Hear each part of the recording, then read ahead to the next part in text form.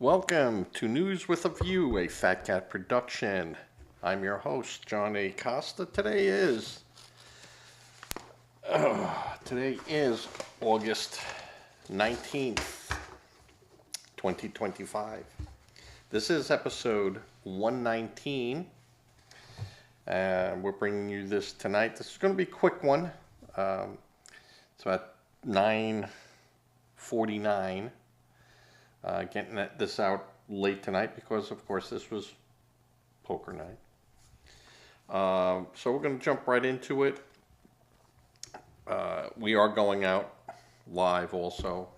I'll do a recorded and shove that out the door in my videos. All right. Today's topic. It's a sad one, but one I think we're going to hear a lot more of. And this is from Australia. Australian cancer rates soar in people 30 to 49 years old. Cancer rates are indeed rising in young Australians, particularly in those aged 30 to 49. While cancer is still more common in older individuals, they're reporting there's a notable increase in diagnosis among younger adults, some with cancers like bowel, pancreatic, prostate cancer showing significant jumps since the year 2000, according to ABC, which ABC is not like American Broadcast Company; it's Australian Broadcast Company. This trend is cause for concern and prompting investigation into the reasons behind this shift. All right, and this is in Australia. Bowel cancer has increased 173% in the 30 to 39 age group since 2000.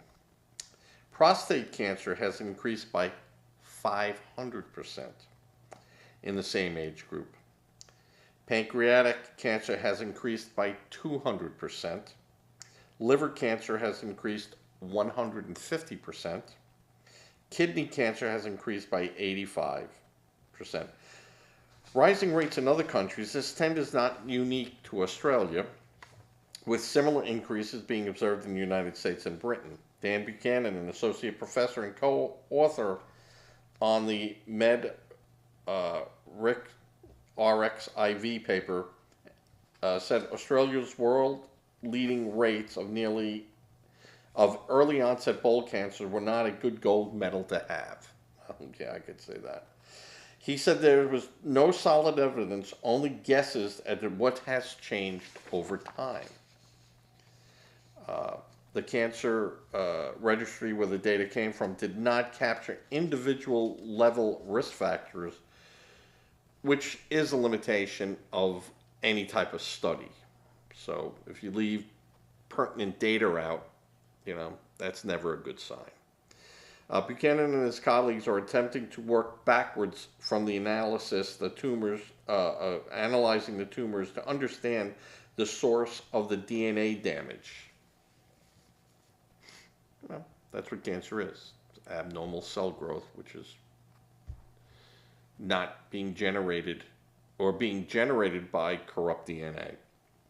And discovered the mechanism rather than just an association driving the disease. In the absence of that knowledge, it's important to raise awareness of the signs and symptoms. So bowel cancer is now the deadliest disease for people aged 25 to 44 in Australia. Julian Wiggins, the chief executive of Bowel Cancer Australia, said he's concerned about the rising early onset cases. Data is now starting to really, unfortunately, confirm what we've been seeing and catching up on. So cancer rates are going up in in Australia, the United States, and Britain at alarming rates. You'd have some people saying that had to do with something with, the COVID vaccine. If this study was from 2019 or 2021 to present, yeah, I'd say that, it could be. in this study, which you couldn't find anywhere, the data, how much of that happened between 2020 and 2025, you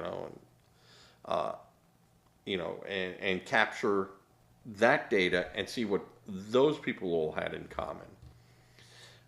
To go all the way back and say we're going to grab this data from 2020, you're actually, if you're looking for COVID as the culprit or the vaccine or the shot or the jab or whatever you want to call a concoction that they were injecting into people, then you'd have to go back to when they started doing it and get those people and say, when did you get your shot? What dosage did you get? When did you get it?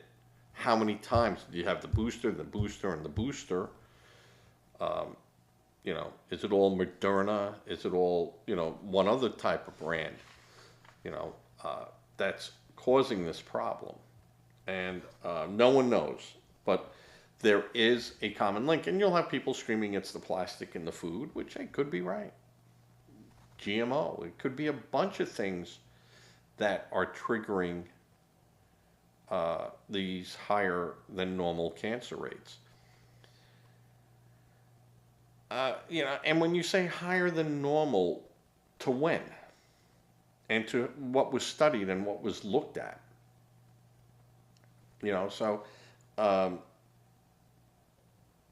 Data is funny because it can be manipulated. And even though I've never been an advocate of the COVID vaccine, I think it was a hoax. Not COVID. COVID was real, absolutely real. But the method for treating it, that was, ridiculous. Men's socks and put them over your face, and like that was going to protect you. The N95, which gave you no protection of anything other than, pollutants. Staying 6 feet apart, being forced to stay in your home. All these things were a control thing, and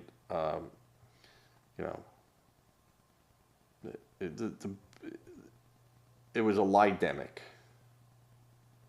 And people did get sick. There's no doubt about it. I got sick from it. Fat guy with a lot of underlying problems. I survived. I had COVID 3 times. 3 times. So did my herd immunity help me? I don't know. Did it have anything to do with it? I know every person that got the shot came down with COVID. And I knew people that didn't get the shot that got COVID. And I know people that never got COVID or never were tested for it. I was tested for it. Now, when I thought I had it, I didn't have it. Went 3 times for the test.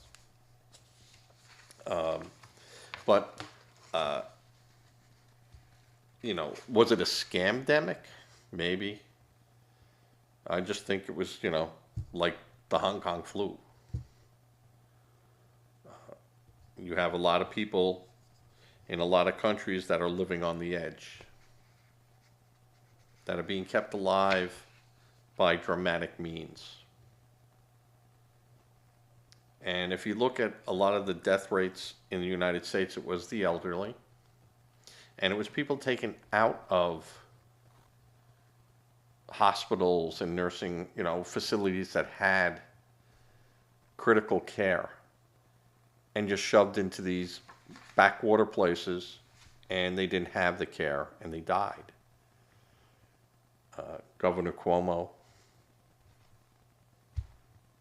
sent, up to 50,000 people to their death. And that's me saying that.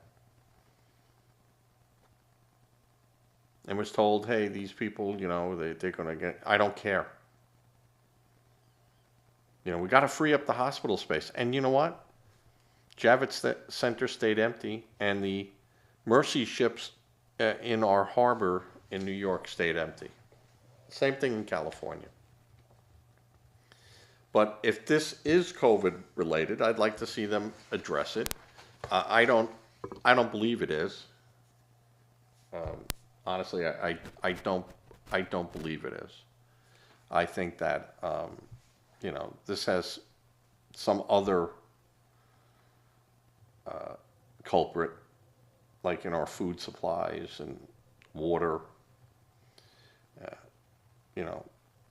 and just and it could all be back to we got vaccinations when I was a youngin, and no one did any studies on that.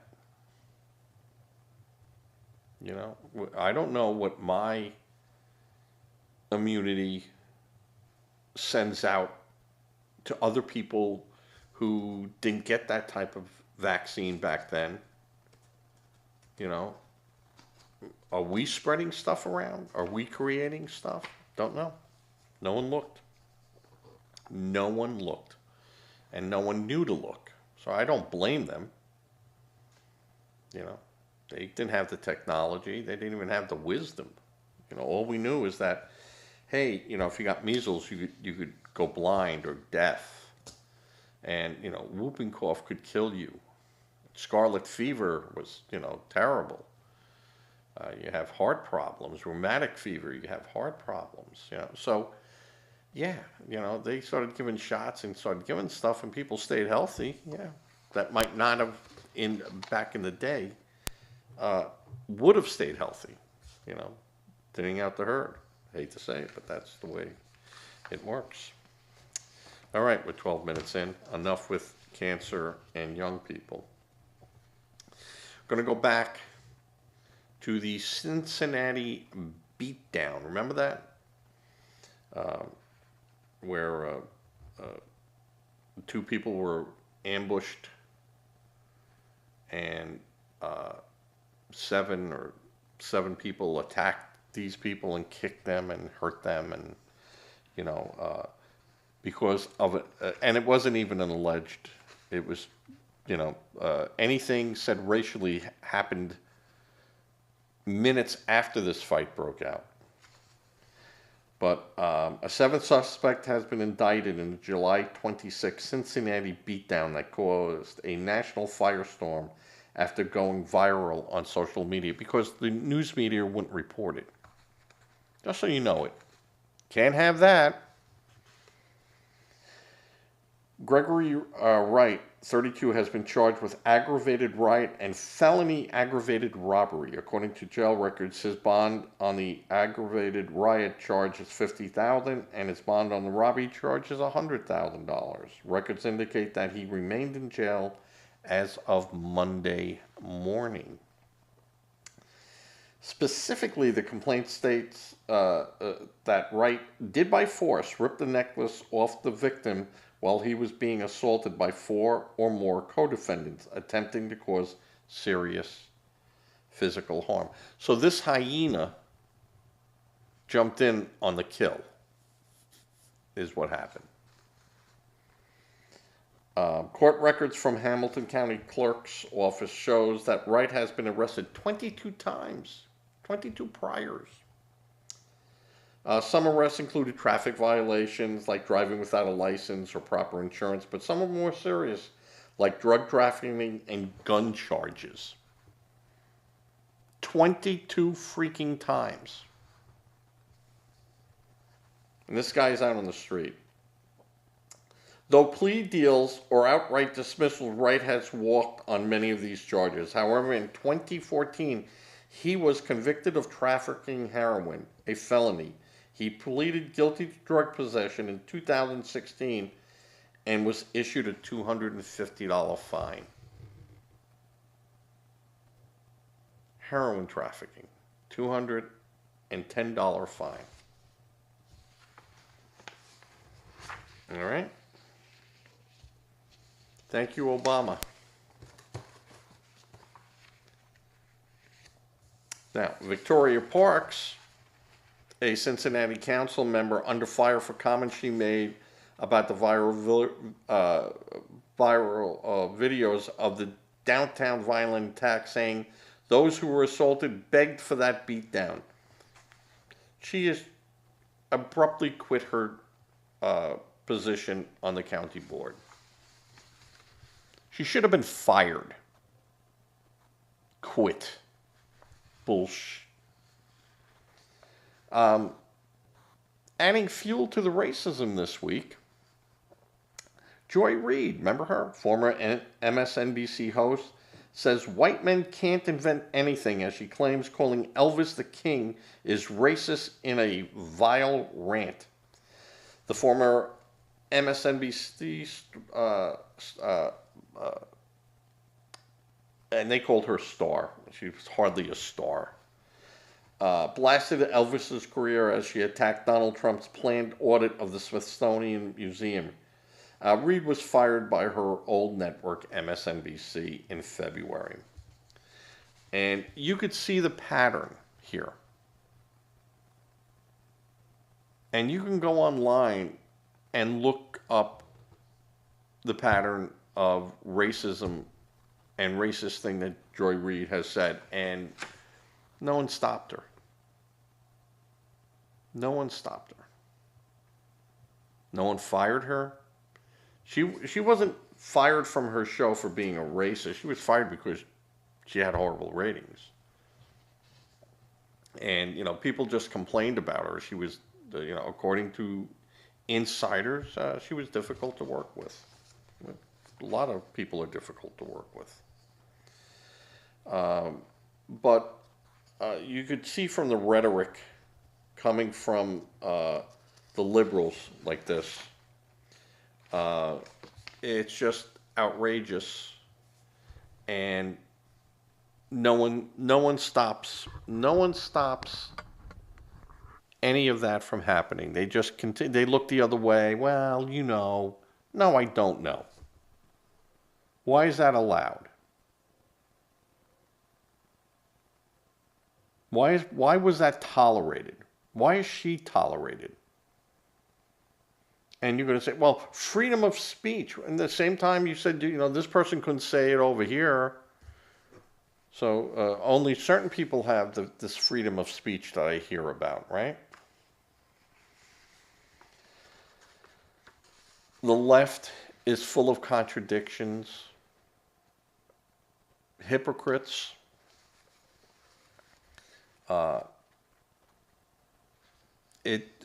Everything they touch, everything these liberals touch, they just destroy.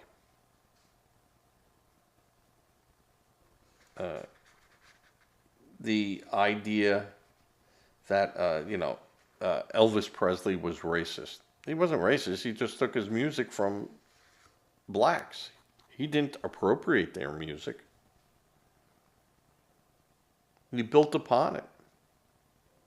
And to say that, white men can't invent anything. Yeah. I see all those beautiful statues made in Africa. The marble and the columns and the big... What? They don't have any? Their beautiful books on their written history is... What? They have no written history?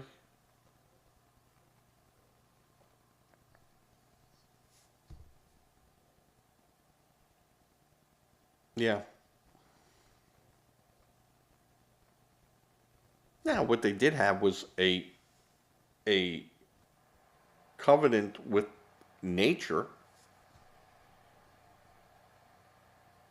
And if you think about certain things, is that if everything is perfect for you, you have food, you have shelter, you have water, and you have a means of existing, what would be your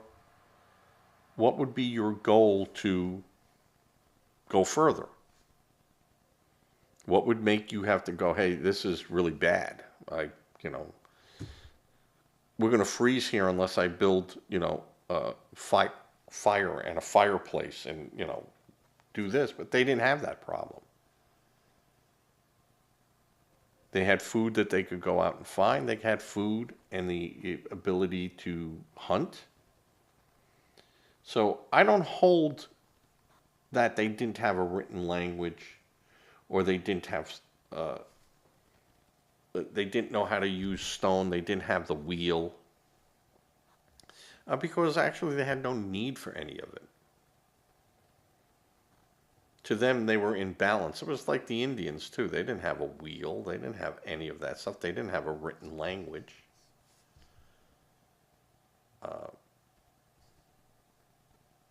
But to say that white men can't invent anything, yeah, that's a stretch, Reed. And everyone should just stay away from this person because she is crazy toxic. Crazy, crazy toxic. And anyone else would go, don't even let her into the front door. But because she's black and because she's a woman, they let her get away with it.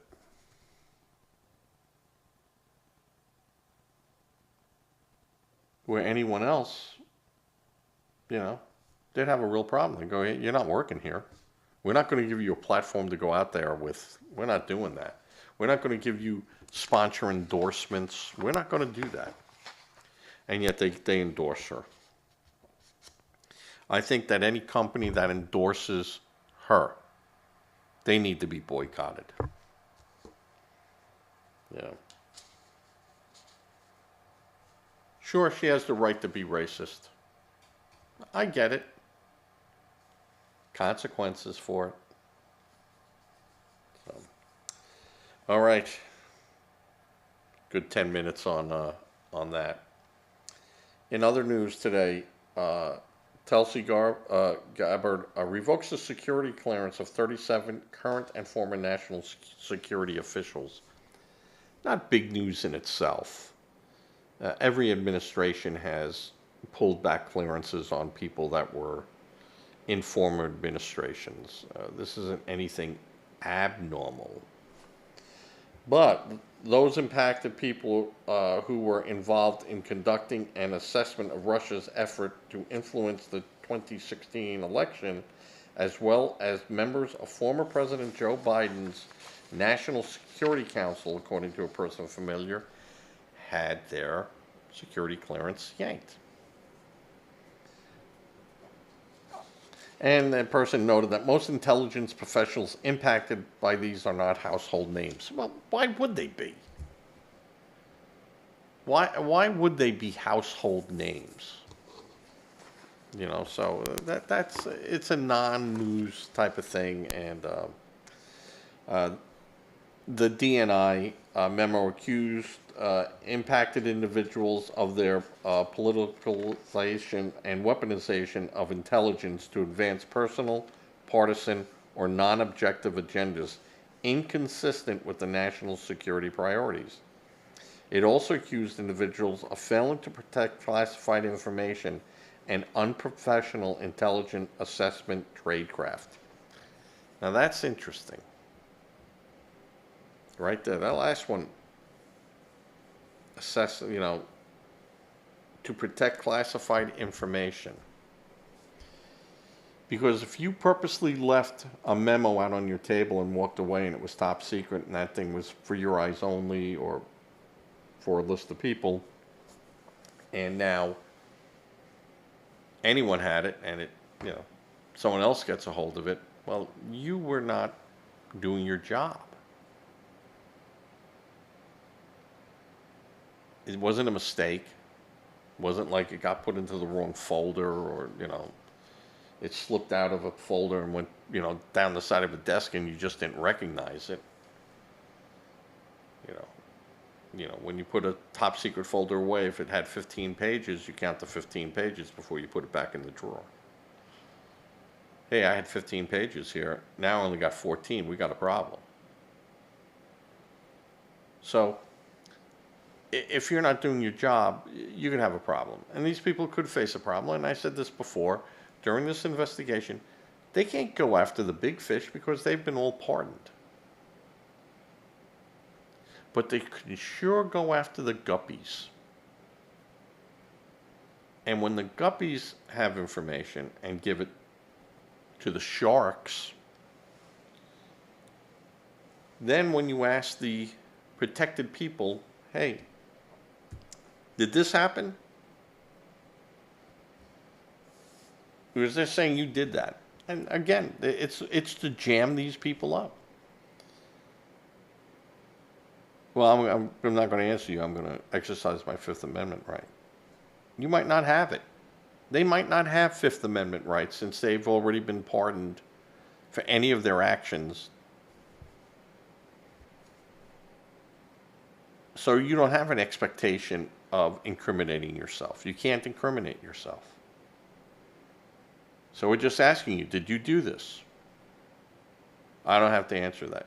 Well, we'll see what the courts say.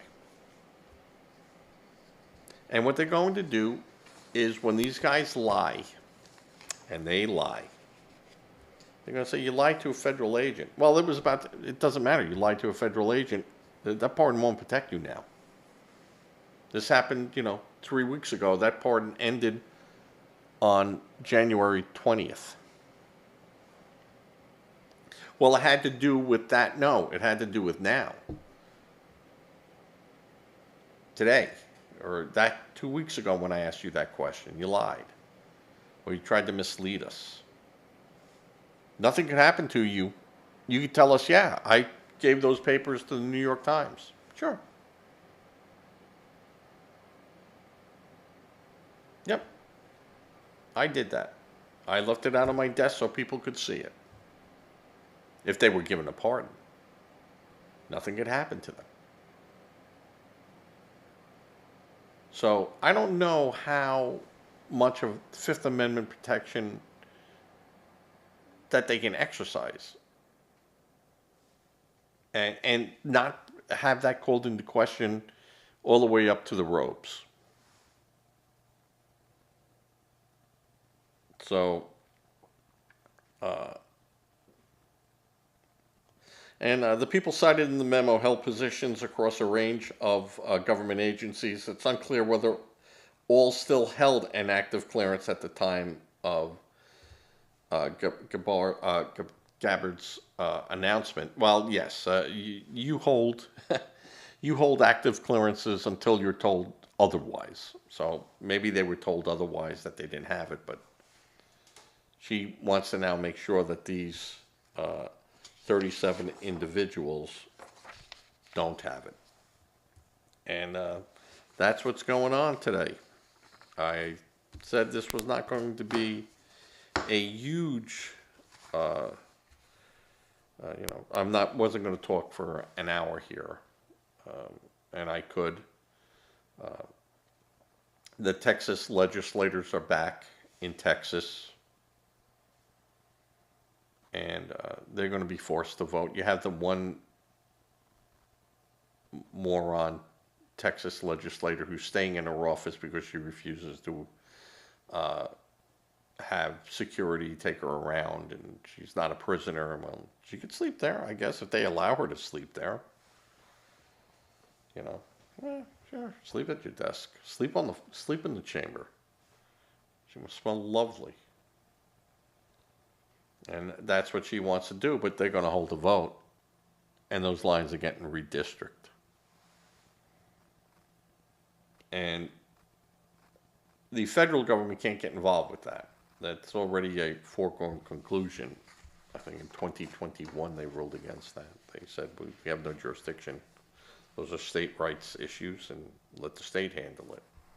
So a state Supreme Court could say you can't, or, where the federal government would come into play is, one person, one vote, and how the protected demographic area, which got gutted kind of, so That's not going to be the case. The way, again, districting works is I have, you know, a population of 20 million people here, and I got 10 million over here and 1 million over here, and scattered all through the areas, 2,800,000, boom, and you have to start saying, well, I got to start making these by population. And they start redistricting. And that's always been an issue because it goes by population. And then the density inside that area. So they try, and that's the Voting Rights Act of 1965 said you can't redistrict lines that have been predominantly held back from voting, or a community of a certain class of people, by language, by color, that you couldn't redistrict that. That had to be, but you had to give that a district and then divide up elsewhere.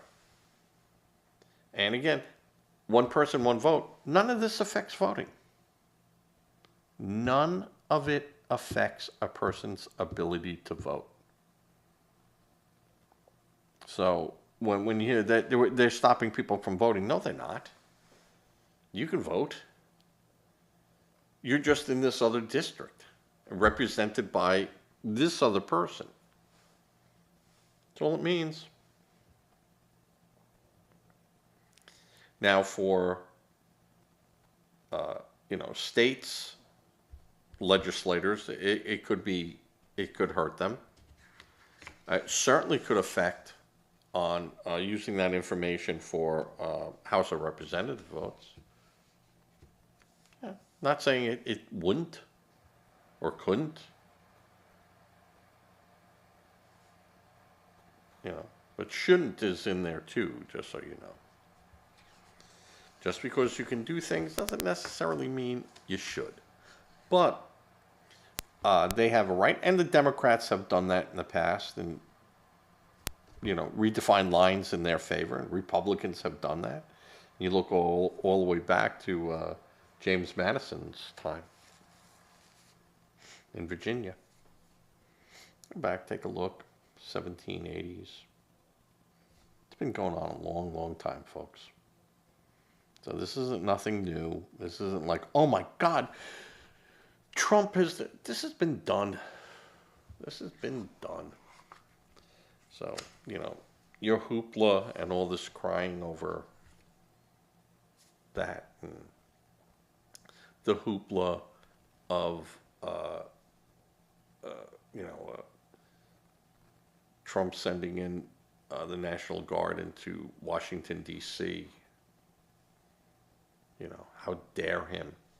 There is an active investigation to see if the crime rate there had been fudged. But that is really they're only looking at like one individual who might have done that. So what, if you take it out through the whole area of D.C., and I don't know how they break it down. Did it really affect the overall statistics? Now, it could have. It could have, if they're not, if they're not reporting what is on the books as crimes. And a lot of these, it's a broken window, it's still a crime. Oh, they stole a car. It's still a crime. And yet a lot of these places, they weren't even responding to a home break-in. You couldn't even report it. And remember, just because you call the police doesn't mean it becomes a crime. It's only a crime if someone is charged. Or there's a criminal, it is a crime. I take that back. Just because they haven't caught someone doesn't mean a crime did not happen, so they can, but a lot of these things, they weren't even responding to calls,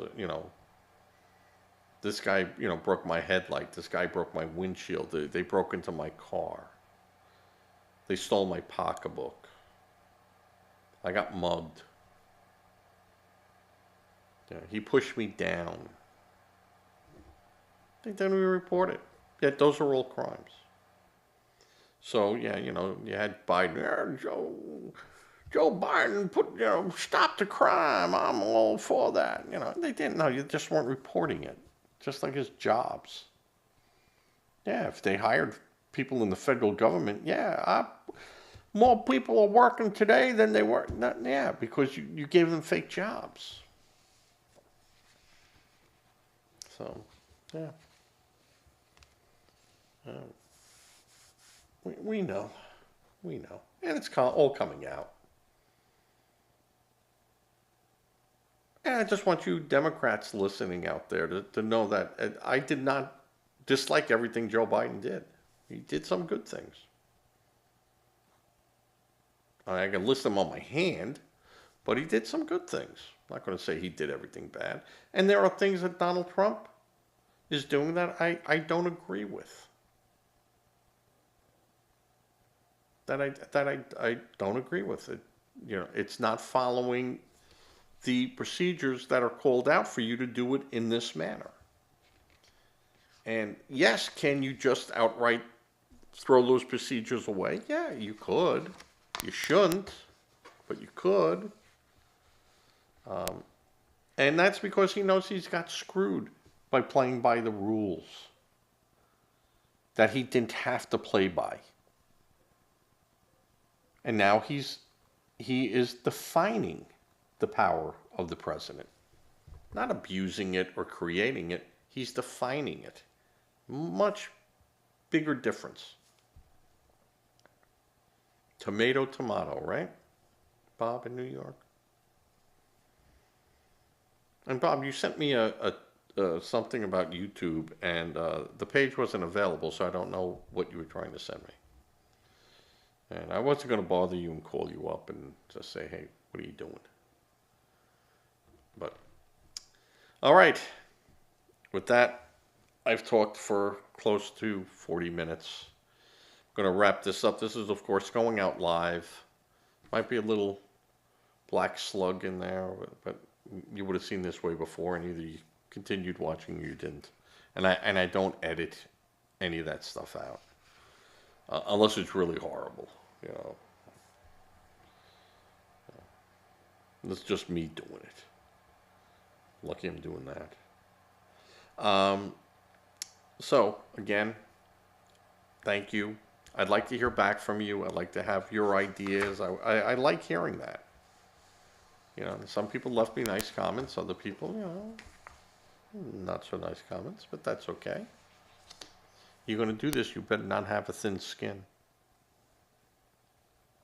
And you better be able to get called out and give facts. And where you've been wrong with it, just, hey, I was wrong. There was something I did the other day, and I said, like, at the 41-minute mark, I had to go back and explain myself a little bit, but I forgot it now. I'll remember 2 hours from now. But I do make mistakes, and if you'd like to point them out, please do. No problem with that. And if it is a mistake and I do find it, I will address it. Either in a little blob up here, actually up over here. I like it over that shoulder. Or, I'll say, hey, yesterday I was talking at the 31-minute mark about this, and I misspoke. I was wrong. Don't know what I was thinking, but it weren't right. So, all right. If you can give to a charity, give to a charity. Remember, charity begins at home. And give what you can. And if you're uncomfortable with that, give to a food bank. Remember, food banks need more than just food.